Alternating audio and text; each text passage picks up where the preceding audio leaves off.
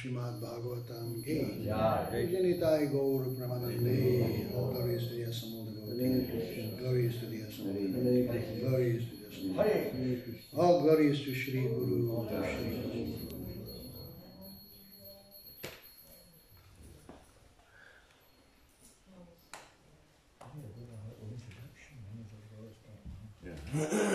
Small introduction. An introduction. Yeah, To the Srimad Bhagavatam? Yeah, Srimad Bhagavatam today. Prabhu Radha Charan is a old devotee from New Mayapur. What did you do? Garbage, cows, Sankirtan, pots, puja, president, New Mayapur president. Cool. President also. With me. In the darkest days. Yeah.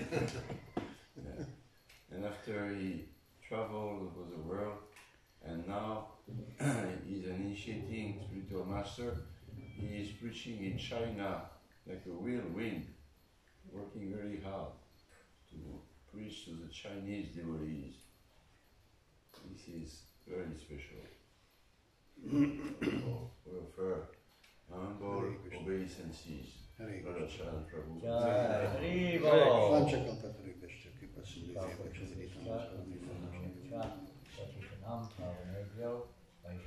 Om Namo Bhagavate Vasudevaya. Om Namo Bhagavate Bhagavate Vasudevaya. Om Namo Bhagavate Vasudevaya. Reading this morning from Srimad Bhagavatam, Canto 1, Chapter 2, text number 10. This chapter is entitled Divinity and Divine Service. Yes. Okay. Kamasyanindriya priti Labo jiveta yavata Jivasya tattva jigyasa Nartoyascha karma bihi Kamasyanindriya priti Labo jiveta yavata Jivasya tattva jigyasa Nartoyascha karma bihi Kamasyanindriya priti Labo jiveta yavata Jivasya tattva jigyasa Nartoyascha karma bihi Kamasyanindriya pritir Labo jiveta yavata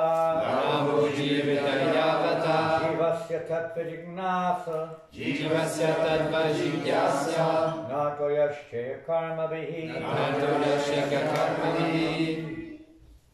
Kamasyanindriya priti Labo jiveta yavata Jivasya tattva jigyasa Nartoyascha karma bihi Kamasyanindriya priti Labo jiveta yavata Jivasya tattva jigyasa Nartoyascha karma bihi Kamasyanindriya priti Labo jiveta yavata Jivasya tattva jigyasa Nartoyascha karma bihi Mataji. Kamasyanindriya priti Labo jiveta yavata Jivasya tattva jigyasa Nartoyascha karma bihi Kamasyanindriya priti Labo jiveta yavata Jivasya tattva jigyasa Nartoyascha karma bihi Kamasyanindriya priti Labo jiveta yavata Jivasya tattva jigyasa Nartoyascha karma bihi Kamasya of desires. Na, not. Indriya, senses. Priti, satisfaction. Labaha, gain. Jiveta, self-preservation. Yavata, so much so. Jivasya, of the living being. Tattva, the absolute truth. Jigyasa, inquiry. Na, not. Artaha, end. Ya chahiha, whatsoever else. Karma bihi, by occupational activity. Translation and purport. by His Divine Grace, A.C. Bhaktivedanta Swami Srila Prabhupada. Life's desires should never be directed towards sense gratification. One should desire only a healthy life or self-preservation, since a human being is meant for inquiry about the absolute truth. Nothing else should be the goal of one's work.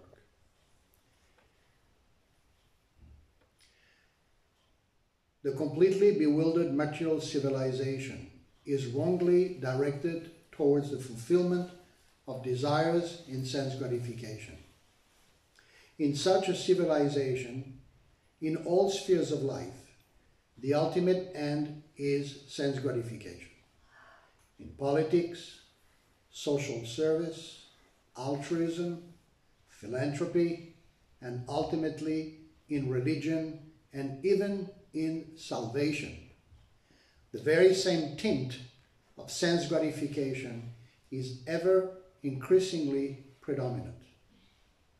In the political field, the leaders of men fight with one another to fulfill their personal sense gratification.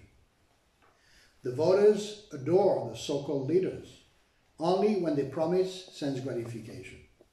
As soon as the voters are dissatisfied in their own sense satisfaction, they dethrone the leaders. The leaders must always disappoint the voters by not satisfying their senses. The same is applicable in all other fields. No one is serious about the problems of life. Even those who are on the path of salvation desire to become one with the absolute truth and desire to commit spiritual suicide for sense gratification.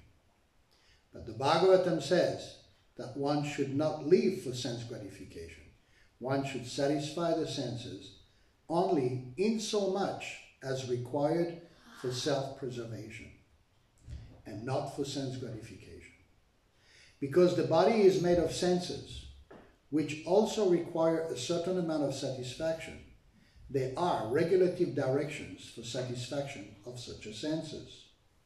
But the senses are not meant for unrestricted enjoyment. For example, marriage or the combination of a man with a woman is necessary for progeny, but it is not meant for sense enjoyment. In the absence of voluntarily restraint, there is propaganda for family planning. But foolish men do not know that family planning is automatically executed as soon as there is search after the absolute truth. Seekers of the absolute truth are never allured by the unnecessary engagement in sense gratification, because the serious students seeking the absolute truth are always overwhelmed with the work of researching the truth. In every sphere of life, therefore, the ultimate end must be seeking after the absolute truth. And that sort of engagement will make one happy, because it will be less engaged in varieties of sense gratification. And that's what the absolute truth is. It is explained as follows in the next verse. Om Agyana Timirandasya Janam Jana Shalakaya Chakshurun Militam Jena Tasmai Shri Gurave Namaha Sri Chaitanya Manobishtam Stapitam Jena Bhutale Shayan Rupa Kadamayam Tadatisvapadantikam Nama Om Vishnu Padaya Krishna Prestaya Bhutale Srimati Bhaktivedanta Swami Niti Namine Namaste Saraswati Deve Gauravani Pracharine Nirvishesha Sunyavadi Paschatadesha Tarine Jaya Sri Krishna Chaitanya Prabhu Nityananda Shri Advaita Gadadhar Shivasadi Gaura Hare Krishna Krishna Krishna Hare Hare Hare Ram Ram Ram Hare Hare. Thank you very much for allowing me to speak. When I was reading this verse and purport, of course all the verses of chapter 2 are very famous. We used to memorize them in the Sankirtan van, traveling around France. We did the same thing in 1972 in England. Exactly. Traveling Sankirtan Van, we memorized chapter 2. Yes. So the first thing that strikes me is the context of the verse and the chapter, and as a matter of fact, the context of the entire first canto. If you go back in history, which means Srila Prabhupada's situation, he had a mission to go to the West, and we know that gradually Krishna took away everything until he ended up in Vrindavan, planning to go to the West. But his god brothers and advisors told him, first of all, you have to be a sannyasi. Nobody will listen to a householder, so you have to become a sannyasi. So he became a sannyasi. And then they told him, you have to have books. You can't go to the West without books with you. So he began the work on the first canto of Srimad Bhagavatam. And he did this in Sri Vrindavan Dham. And after working on certain purports, he would go and seek advice from very close friends of his, in particular Vishwambara Goswami from the Radharaman temple. They would sit together and they would go over what Prabhupada had written. And Prabhupada would ask him, do you think, is it readable? Is it acceptable? And when you look at this purport, the topics that Srila Prabhupada brings out, this is back in the 1950s in Vrindavan. And you look at the political situation in India at that time. But it seems that Prabhupada knew very well the political, social, and spiritual situation all over the world.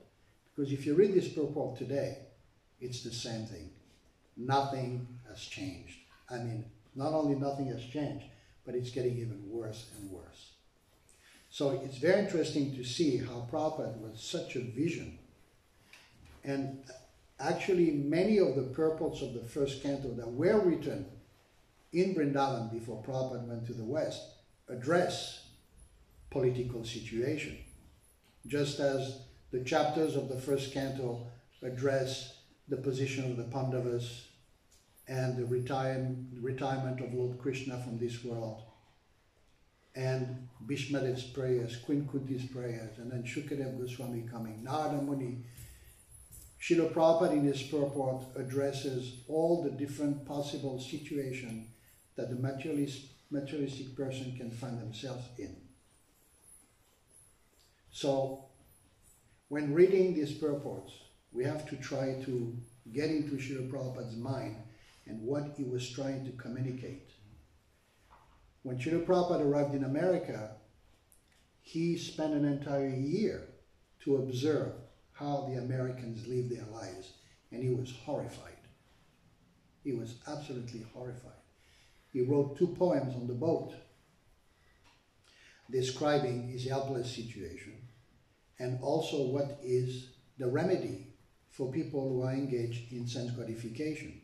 So he gives the whole list of, I think, 6 verses from the 2nd chapter, starting with Tada Rajas Tamo Bhavo Kamano Balayasche. And he explained this is the remedy, this is the medicine, pure bhakti. That's what he had in mind. These people need pure bhakti. The second point which is made both in the verse and in the purport is healthy life. The verse says one must have a healthy life or self-preservation, which means living simply, eating simply. Without health, there is no pleasure. Without health, there's no service to Krishna. Isn't it? If you are not healthy, how can you serve? How can you serve the deities? How can you serve the devotees? How can you serve the mission? It's impossible. You are paralyzed and you suffer. So, a healthy life is very necessary for the devotees. As we know, Srila Prabhupada signed all his letters, hoping this will meet you in good health, your ever well-wisher, A.C. Bhaktivedanta Swami. always wanted the devotees to be healthy. As a matter of fact, he made priorities, 4 priorities. First, health. You have to be healthy. Second, chanting. Third, work, service, activities. Fourth, sadhyaya, self-education in Shastra. In that order. Be healthy so you can chant nicely so you can do nice service and be maturely and spiritually responsible. And then be educated in Shastra so you don't remain in ignorance. In terms of health, we know Srila Prabhupada established a very nice diet for all the devotees. What's that diet? Rice, dal, chapatis, and sabji. Isn't it? And halava.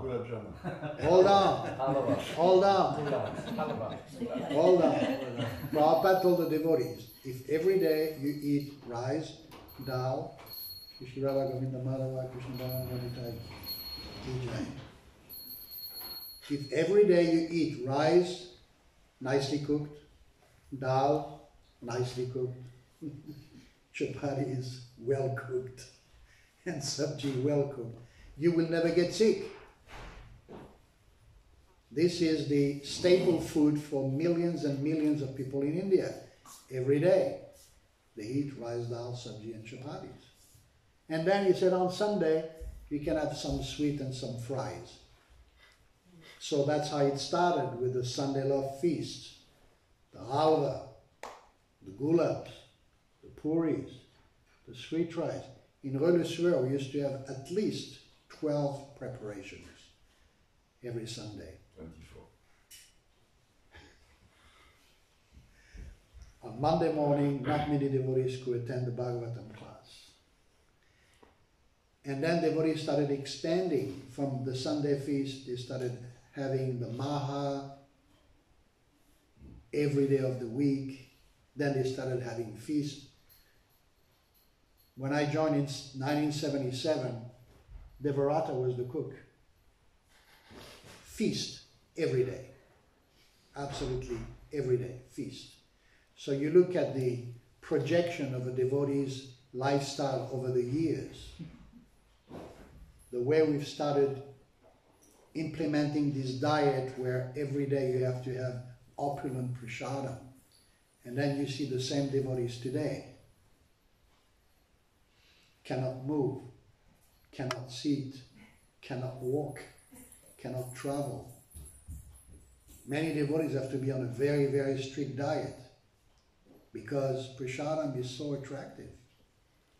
You can't resist. So, oftentimes we fall prey of our senses. There's a fine line between this is Krishna prasadam and therefore there's no restriction, but actually the demand of the tongue and just to see, just to smell, just to hear, anything related to cooking just builds up the appetite and you're completely out of control. So when it says one should not engage in sense gratification and should have a healthy life, self-preservation, you know, these are very powerful, simple statements. But when you come to have to apply them to your personal life, well, welcome to China. I spent 20 years in Australia. In Australia, the breakfast was 3 meals in one. It's the ghee, it's the butter, it's the cream, it's the sugar, it's everything. Then I moved to China. Broccoli, tofu. That was the diet.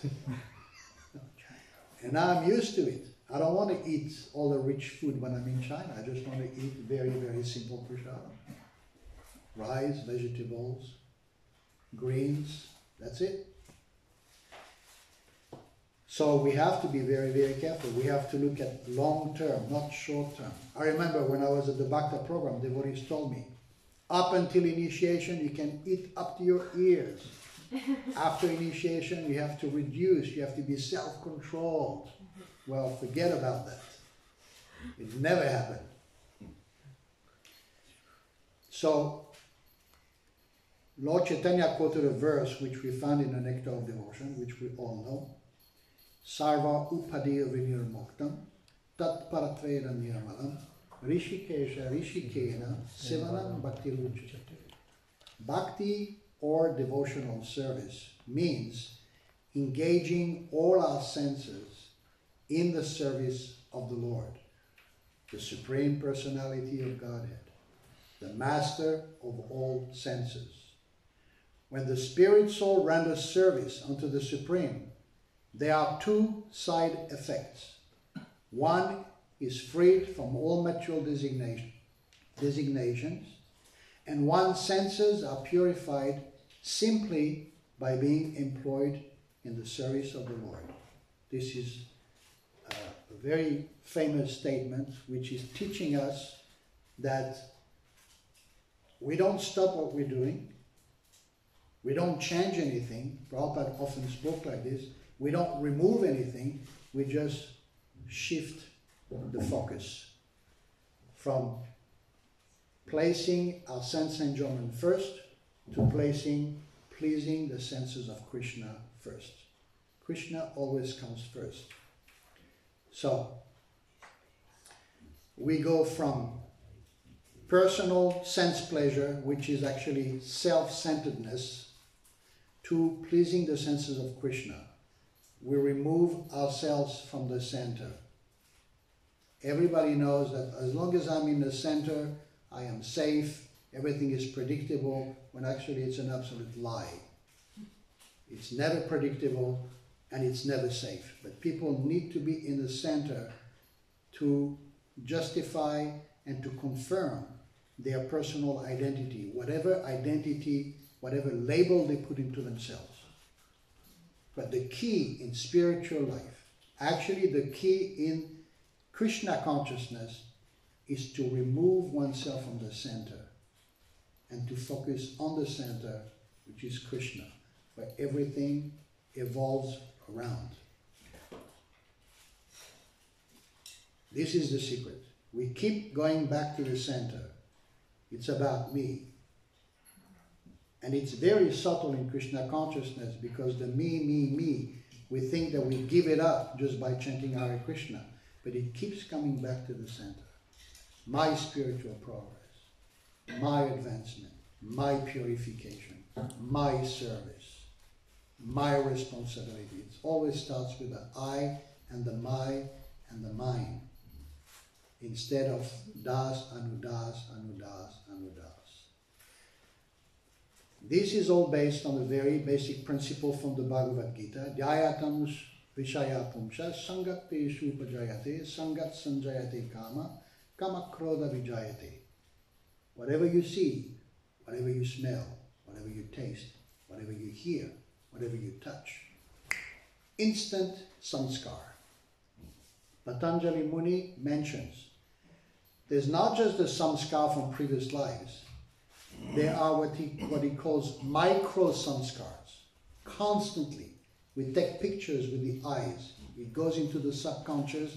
It sits there. Same thing with the ears, same thing with the tongue, same thing with the smell. All the senses create samskars. Some samskars are insignificant. You don't remember them. But some samskars are cultivated, like planting a seed, the seed of desire. And as you contemplate, Dhyayatam Vishaya Pumsha, as you contemplate the object of the senses, you develop attachment, naturally. That's why all the billboards and the promotions are all over the place, to make us addicted and attached until, yes, I want this, it's mine, it's got to be mine, it's for my pleasure. And we fall into delusion, and as the second verse says, we lose intelligence, and we fall back into the material circle. So Patanjali Muni mentions that all these little samskars, they accumulate and they become major samskars. Samskars mean an impression. Like we have 6 major samskars in the Vedic system, from conception to birth to first grains, to education, to end of education, to marriage, etc. But in between, millions of samskaras are accumulated, and they have to bear fruit at some point in the near or the far future. And we don't expect them to happen. Sometimes we find ourselves in a situation where we don't understand why we are in that situation. But if you dig into your memory, you say, oh, yes, I wanted this. I remember, I wanted this in the past. But I don't want it this way. I don't want it now. Well, sorry. That's how karma works. You want sense gratification? It's not in your terms. It's on nature's terms. It will come when nature decides how, when, and where. And we have to deal with it. So, oftentimes in China, devotees are in the mood of being saved. So, if I chant now, there's no more karma for me? Do I do karma before initiation? Do I still do karma after initiation? When do I get saved? But the point is, we have the prerogative constantly, as long as we are attached to sense enjoyment, we are going to create attachment, and we're going to create karma. Prabhupada gives the example of the fan. The fan spinning and spinning and spinning, you unplug it, it doesn't stop straight away. It keeps spinning until it stops. But you can plug it back in if you want. You're completely free.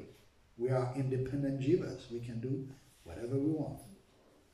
All the way until the last breath, we can still do karma. And therefore, we have to take another birth. This is guaranteed. And we have so many examples in the Srimad Bhagavatam of this situation. A very interesting example, because this is all about desires. Sense gratification is based on desires. Either we desire Maya or we desire Krishna. But some, they desire liberation. Is liberation a spiritual desire or a material desire? What would you say, Sundar? Material. It's material desire? Gorangi, what do you say? Liberation, is it a material desire or a spiritual desire?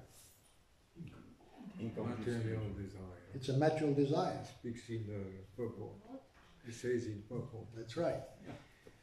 So, in Buddhism, we have what is known as the Four Noble Truths. And it's based on the fact that first there is the symptom. The symptom is, as long as you're in this material body, as long as you're in this material world, no matter what species of life, you have to suffer. That's the symptom. That's the first truth in Buddhism. You suffer. The second truth is you have to do a diagnosis. Why do you suffer? And the answer is you suffer because you have desires. So the solution is, according to their philosophy, remove all the desires. No more desires. Is it possible? No. Why not? So, No desires. But the fact, see, this is my angle when I have to speak to the Buddhist masters. I said the fact that you want to stop the desires, that in itself is a desire. You're done. You're finished. It is impossible not to have desires. Just as Krishna says in Bhagavad Gita, the living entity cannot stop thinking for a moment.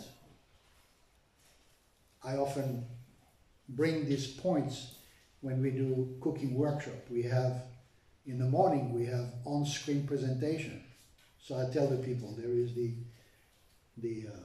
koshas, anamoy, pranamoy, manamoy, gyanamoy, anandamoy. Where is anandamoy, by the way? So, anamoy means survival, just to eat, anna. Yes, anna is the food, the grain. Anamoy, just to survive. All the living entities need to survive.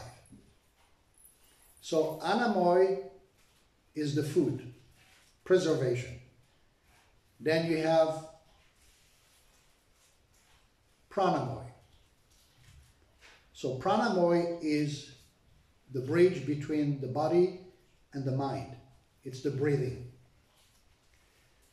After manamoy, after pranamoy, you have manamoy, the focus of the mind, and to be inquisitive. And then you have the realization, jnanamoy, and ultimately anandamoy, which is samadhi. So I ask the people, how long can you stop, how long can you last without eating? 40 days.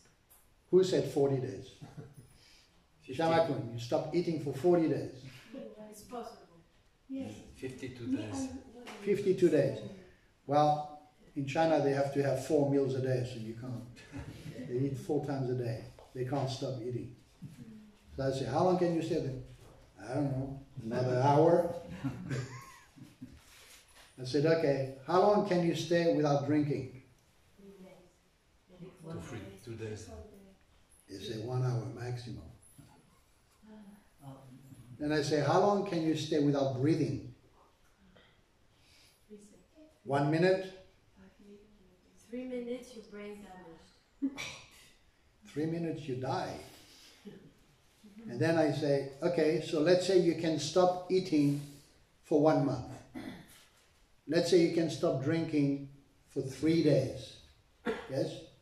So there's a big difference between 1 month and 3 days.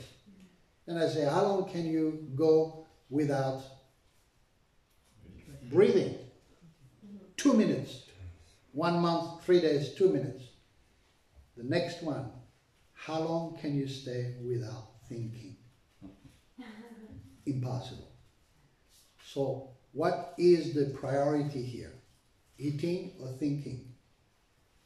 Thinking. Where should be the energy?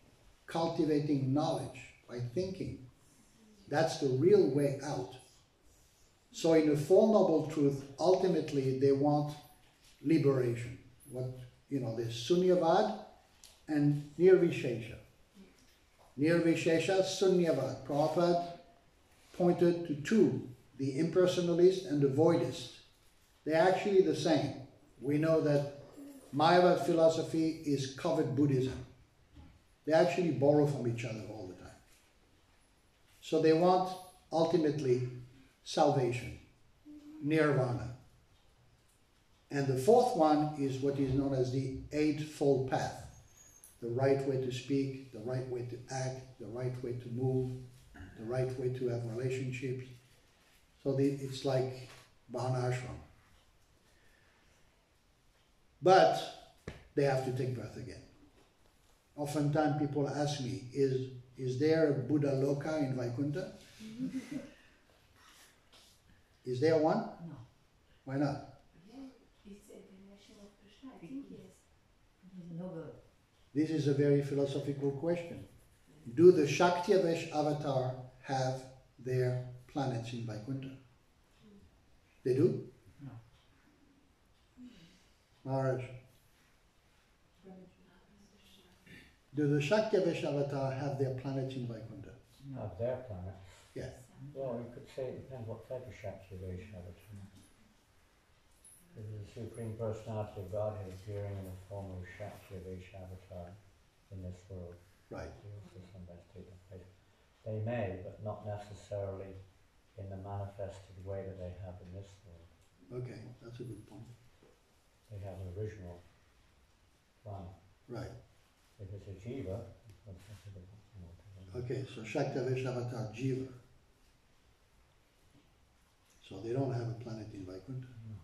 not at all. So if you perfect your life as a Buddhist, you're staying in this material world. You're not going anywhere. Sorry. That's how it works. Sense gratification in devotional service. This is a very interesting issue. Am I doing this really for my own pleasure? Or am I doing this for Krishna? Am I doing this to serve the Vaishnavas? Am I doing this to serve my spiritual master? Or is it really, really about me? The spirit of possessions, the spirit of control. It's very, very tempting. When you are given responsibilities, very quickly you think, everything is happening because of me. Everything that's going on, it's because of my intelligence, my abilities, my experience. Very difficult to draw the line. In exceeding one's ability to serve and deriving personal pleasure from that service. For example, we all know what is the meaning of darshan. The meaning of darshan means that I don't come to see Krishna. It's not for my eyes. I don't even have eyes to see the form of the Lord. I'm coming in front of the deities so the deities can see me. I'm coming here to report. I'm coming here for review. Not for my pleasure. Actually, the deities are there to accept our service. And therefore, we have to have the right attitude how we render that service to the deities. There was a conversation between Lord Chaitanya and Advaita Acharya. He said, Advaita, where have you been this morning? I went to see, I told you the other day, I went to see Lord Jagannath. That's nice. What did you do after that? I said, I walked around Lord Jagannath. He said, you are defeated. How can I be defeated? I went for darshan. I did the right thing. He says, no. When you go around the deities, at some point you stop seeing them. You actually turn your back on them. He said, when I go for darshan, this is Lord Chaitanya, so when I go for darshan, I only do one thing. I just look at the deities right in the face. I don't look left, I don't look right. I just look at Krishna's beautiful lotus face. This is my meditation. Bhaktisiddhanta Saraswati explains, Advaita Acharya was showing us, the neophyte devotee, that we have to take up the parikram, seva, which is to go around the deities. Whereas when you are on the highest platform of bhakti, you can just stand and stare at the deities constantly without moving. So there's a difference in attitude, how we want to take pleasure in serving Krishna. There are examples in our scriptures where a devotee makes a decision to do something because he thinks it's the right way to do it. And a very, very good example, and a beautiful pastime, is Srila Sanatana Goswami, who walked all the way to Jagannath Puri to see Lord Chaitanya. He stopped in the Jarikhanda forest. He wanted to go to all the places where Lord Chaitanya had gone. And he drank some water, and he contracted skin disease. That skin disease was so bad that he had infection all over his body, everywhere. Pus oozing out, scars, that he felt that he is not qualified to enter Jagannath Puri, he is not qualified to meet Lord Chaitanya. So he started to contemplate. What I'm going to do, because I have no qualification, I'm going to wait for the Ratha Yatra festival, and when the cart comes on the main road, I'm going to throw myself under the wheel, and I'll look at Lord Jagannath and leave this world. That was his plan. He didn't tell anyone about it, except Haridas Thakur. And when Lord Chaitanya came to the hut where Haridas Thakur and Sanatana Goswami were staying, Lord Chaitanya already knew what Sanatana Goswami had in his mind. He wanted to embrace him. He said, don't touch me. I'm an offender. I don't deserve to be here. I don't qualify even to see you, let alone touching you. And he said, I know what you've got in your mind, but you have to understand, this body is not yours. you have already given that body to me. And I have plans for that body. And we know how Lord Chaitanya instructed Sanatana Goswami to go to Vrindavan, excavate holy places, build temples, and write scriptures. So why do you have another plan? Sanatana Goswami thought, this is the decision I made for myself. But we have to understand, once we come on the process of bhakti, it's no longer our decisions. Even wanting to go to Krishna, it's not up to us. Everything in spiritual life is based on recommendation. At every level. Even in Goloka Vrindavan, to be with Krishna requires recommendation.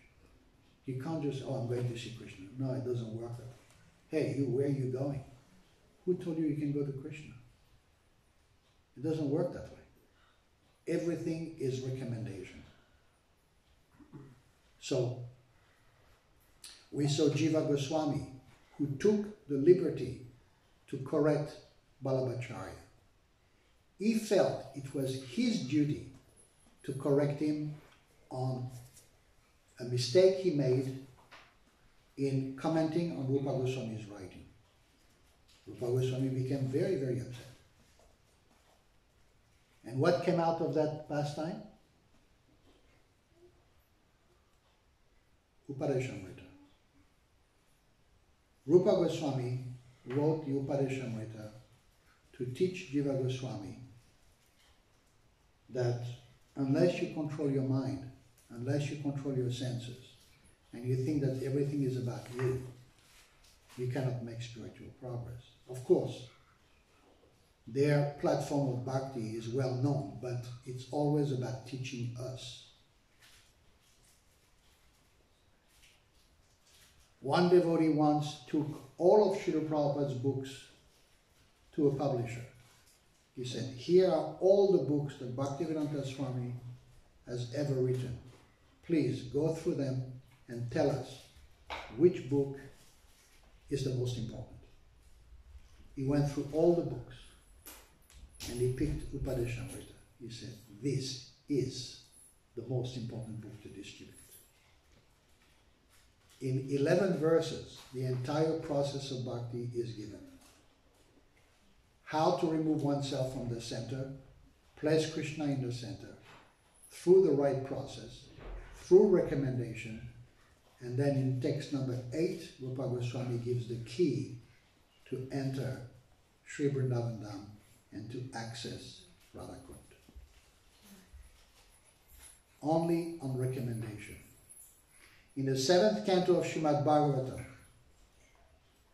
in the last chapters, chapter 14, there is one chapter called Ideal Family Life. In 14 points, Srila Prabhupada gives very simple instruction how a householder can have what we know as the license for sense gratification. Because household life means sense gratification. But you have to have the license to enjoy your senses. So Prabhupada gives many, many tips about being charitable, about being available for others, about worshipping the deities, about the education of the children. It's a very, very interesting chapter. Ideal family life.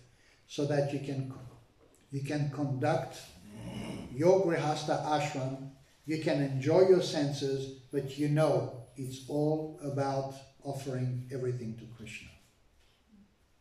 Then he talks about the finances. For example, I often tell the devotees in China, they all live in an apartment. There's no temple, there's no ashram, there's nothing. People practice Krishna consciousness at home. They have a shelf with some pictures of the deities. They offer their food.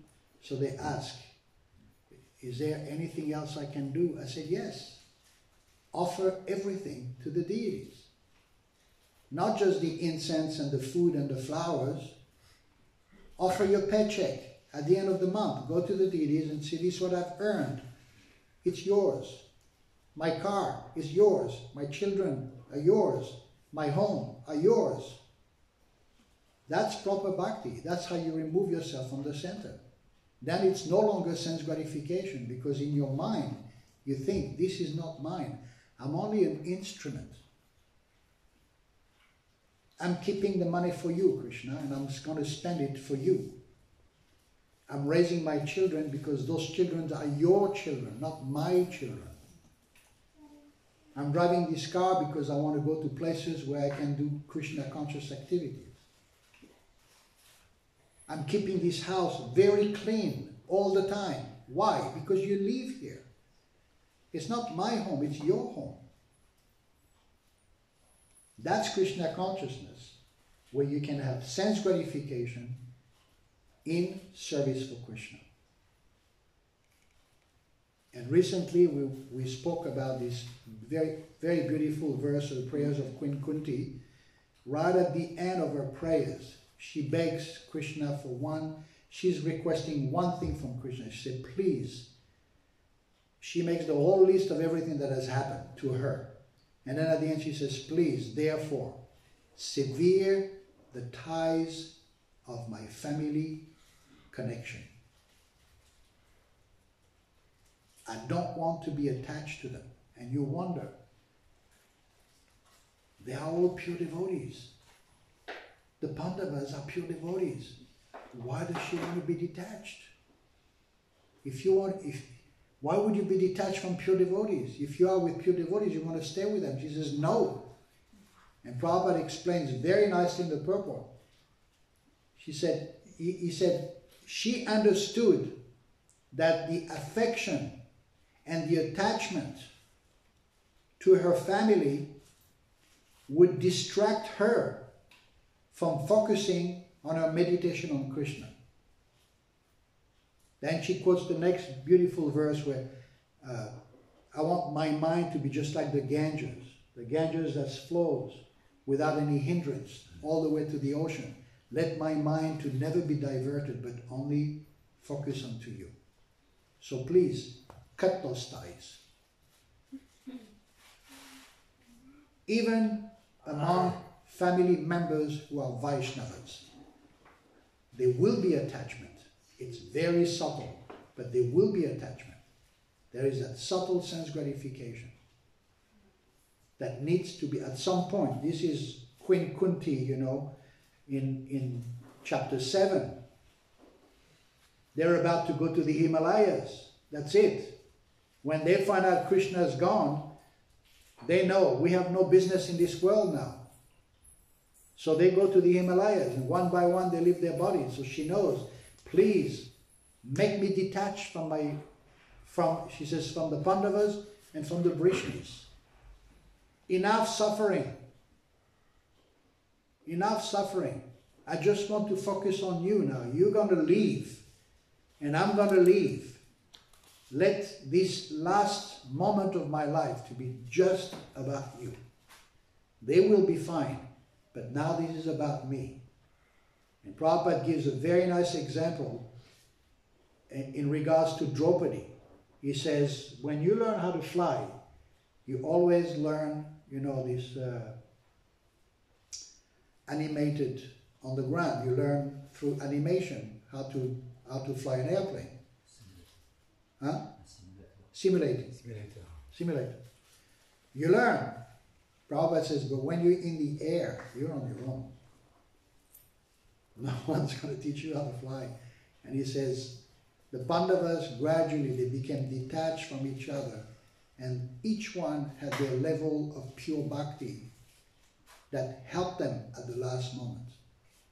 Their entire lives were dedicated to Krishna, but the last moment is the most decisive.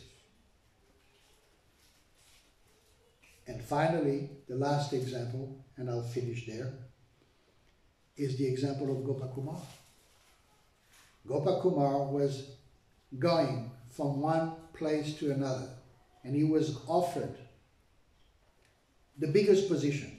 Every time he became a king, from one planet, he became a demigod. Then he went to the planet of the sages, to go to Brahmaloka. And every time he got that temptation to enjoy, and he enjoys for some time. They put him on the highest position, and he enjoys it.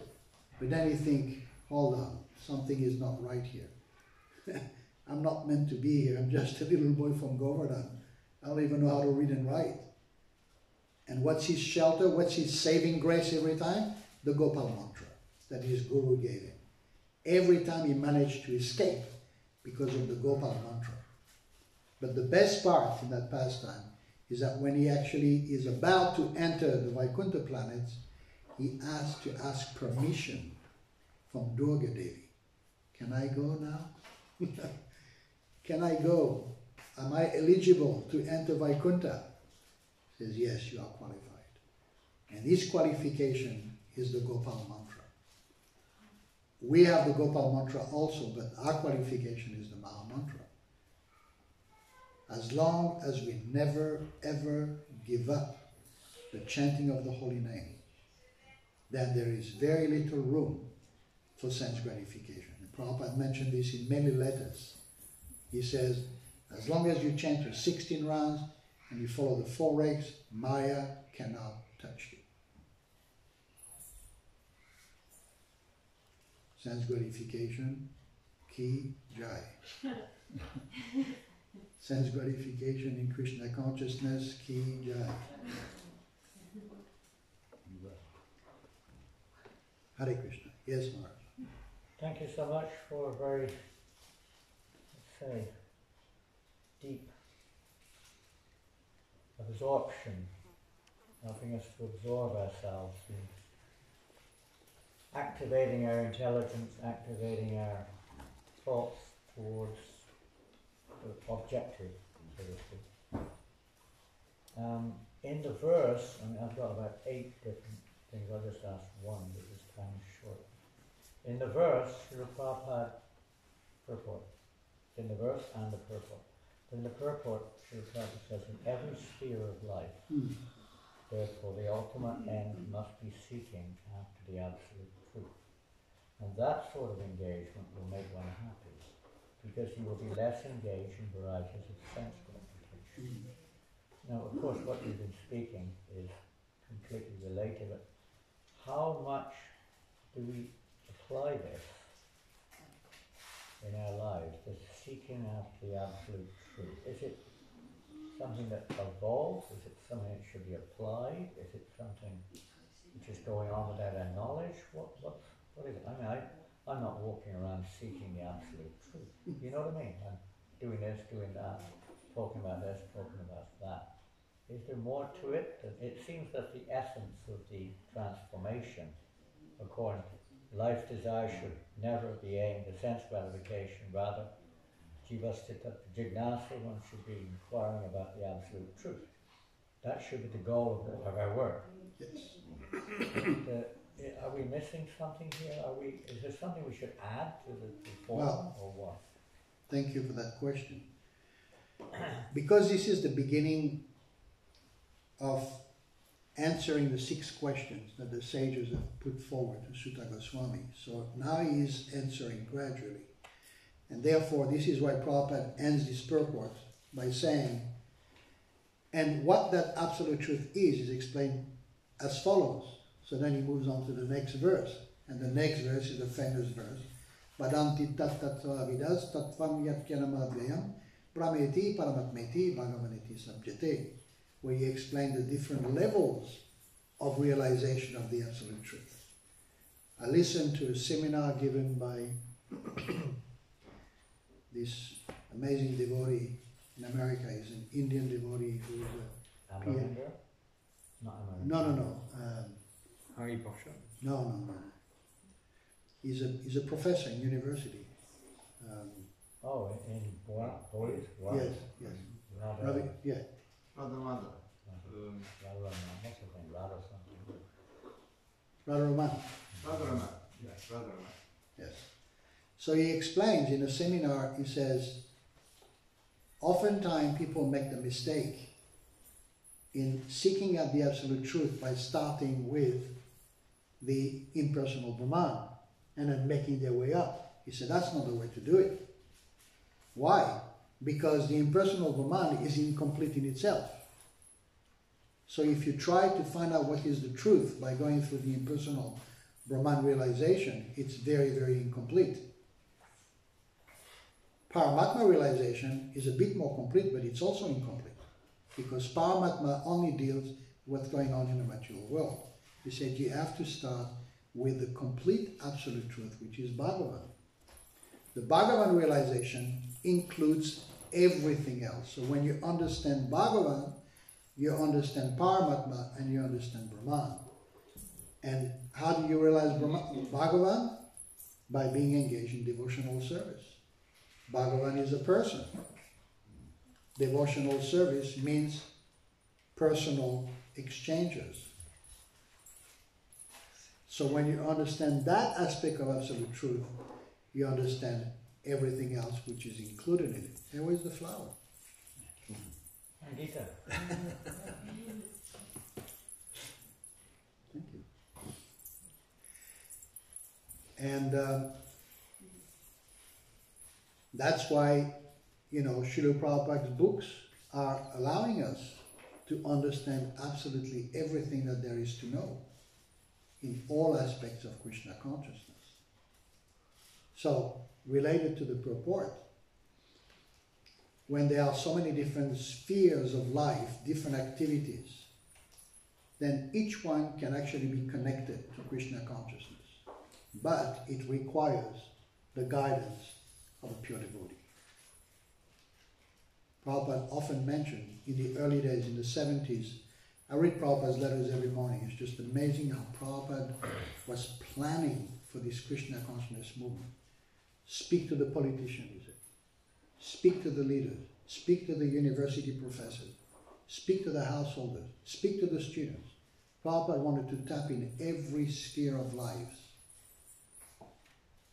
There's a recorded interview of Prabhupada speaks to the head of the fire brigade in Chicago. He speaks to the mayor. He says, give us some facilities. Why should I give you facilities? Prabhupada explains, because our activities are the highest welfare activities to help people. So give us the facilities. There's a very beautiful morning walk conversation where Prabhupada asked his disciples, what's the budget in America for, that's another one. What's the budget in America for rehabilitation centers for drug addicts? And the devotee says, Prabhupada, millions and millions and millions of dollars. And Prabhupada says, just see, they come to me. I say, no intoxication, no guns. Instantly, free, they give it us.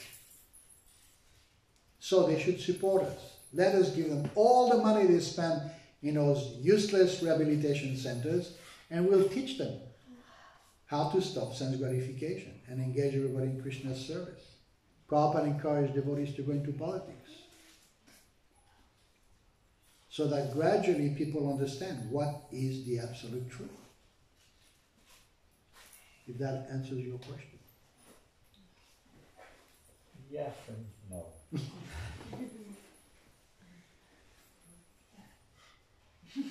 Big topic. It is a big topic. Perhaps we could summarize it by saying that inquiry into the absolute truth in a practical sense of the term would be to go deeply into Prabhupada's books. Right.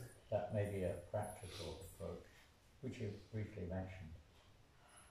As Narada Muni said to Vyasadeva, he's really going to make the point clear. And you made it clear, don't get me wrong, I'm just devil's advocate or whatever. I'm just saying, is that one way we can do it? To understand that, what is our inquiry? We don't know what the absolute truth is. But if we bury ourselves in Prabhupada's books, is that to be seen as an inquiry into the nature of the absolute truth? Okay, I'll tell you my personal experience with this. People may have access to the books. They may hear lectures. Okay? But you know what people want more than anything else? They want an example. Huh? People want an example. You say you follow this philosophy. You say you listen, you have this type of knowledge, but show me the practicality. People gain faith, and that's the yellow one. People gain faith and people become inquisitive when they say, I like the way you behave, I like the way you live your life, I like your attitude about life, I have questions for you. Because the devotee is meant to represent the absolute truth. The devotee embodies the process of bhakti. If the devotee is not a good example, people will not be inquisitive. People become inquisitive and say, I really like this person. You represent everything that I'm looking for. Talk to me. I have questions for you. And when they ask the question and you give the answer, they say, yes, I believe. I don't believe because I have realization. I believe because I see that those realizations are part of your life. So I want to follow. I want to try. It's in the devotee that people become inquisitive. When they see the example in a devotee's life, they become inspired. Then they become inquisitive. They want to know. They want to know. They want to know. Even the books, if they see what you just said, Yeah. it's very easy to distribute books. Yes. You don't have to go anywhere, just all the answers are in the book. Yes.